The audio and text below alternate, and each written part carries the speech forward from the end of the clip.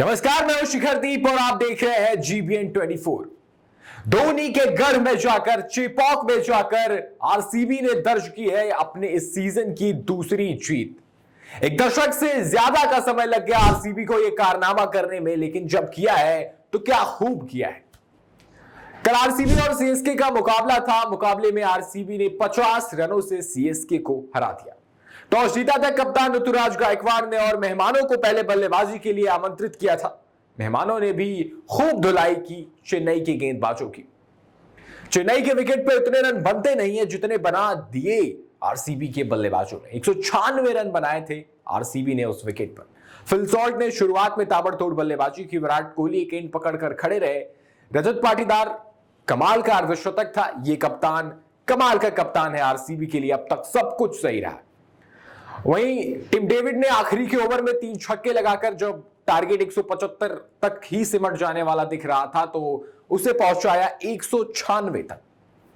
और जब इस रन चेज के लिए उतरी चेन्नई की टीम तो सचिन रविंद्रा तो एक शोर पकड़कर खड़े थे, लेकिन उनके साथ ओपनिंग करने आए त्रिपाठी भी जल्दी आउट हुए और ऋतुराज गायकवाड़ भी जल्दी आउट हुए। जल्दी आउट हुए शिवम दुबे भी और दीपक हुड्डा भी। किसी ने सोचा नहीं था कि इतने जल्दी 5 से 6 विकेटें गिर जाएंगी सीएसके की, क्योंकि सीएसके ये चेपॉक में होते हुए ज्यादा देखती नहीं है। कमाल की गेंदबाजी की जॉश हेजलवुड ने 4 ओवर 21 रन 3 विकेटें। इस गेंदबाज की उतनी चर्चा होती नहीं है जितनी पैट कमिंस की होती है, मिचेल स्टार्क की होती है, लेकिन सच्चाई ये है जॉश हेजलवुड मिचेल स्टार्क और पैट कमिंस से अच्छी गेंदबाजी की है अब तक के आईपीएल करियर में। कमाल का ये गेंदबाज, कोई भी विकेट हो, कोई भी ओपोनेंट हो, कोई भी फॉर्मेट हो, ये बंदा आपके लिए अच्छा करके ही देगा, इसकी 100% गारंटी है। कल कमाल का मुकाबला था। आरसीबी फैंस को यही उम्मीद थी कि जीत जाएगी आरसीबी। जिस तरीके से प्रैक्टिस में मेहनत करती दिख रही थी आरसीबी, और वही हुआ। लेकिन इस मुकाबले का अब सबसे बड़ा मुद्दा पता है क्या है?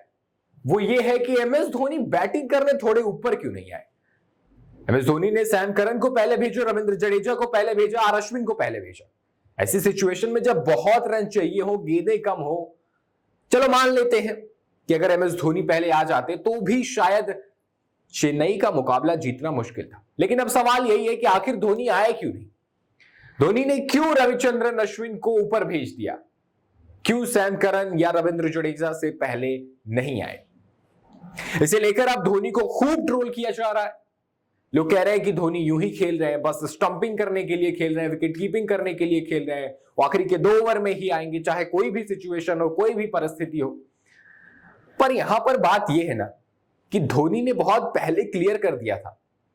जब ट्रॉफी जीती थी तभी बता दिया था कि देखो भैया, it's best time for me to say thank you. ये मेरे लिए बहुत अच्छा समय है कि मैं धन्यवाद कह दूं लोगों को।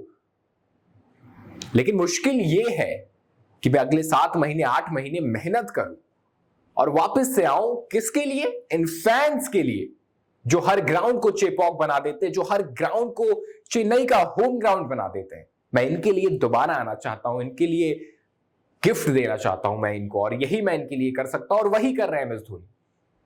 यह हमें कल भी देखने को मिला था कि सीएसके के 7 विकेट गिर चुकी है। सीएसके अपने आर्क राइवल से बुरी तरह से हारने वाली है, लेकिन चेन्नई में धोनी के आने के बाद जो सन्नाटा था वो गायब सा हो गया। फिर वो धोनी धोनी की गूंज ही सुनाई दे रही थी। और यही वजह है कि एमएस धोनी अभी भी खेल रहे हैं, और एमएस धोनी तब तक खेलेंगे जब तक उनके फैंस चाहेंगे। वहीं कल के मुकाबले में आरसीबी ने अपनी दूसरी जीत दर्ज कर ली है और सीएसके को चेपॉक में पहली हार मिल गई है। सीएसके का ये फॉर्मूला रहता है कि चेपॉक में जो 7 मैचेस होंगे उसमें से 4 से 5 मुकाबले जीतने हैं, और वो कर भी देते हैं ये चीज। पहले 4-5 मुकाबले तो लगभग वो जीत जाते हैं, लेकिन इस बार अब दूसरे मुकाबले में ही हार आ गई है, तो ऐसे में चेन्नई के खेमे में भी अब खलबली मच जाएगी। लेकिन आरसीबी टीम बिल्कुल खुश है, उनके फैंस बिल्कुल खुश हैं, और ये नई आरसीबी नजर भी आ रही थी। क्योंकि कमाल की बात यह है ना कि इनकी गेंदबाजी अच्छी हो रही है।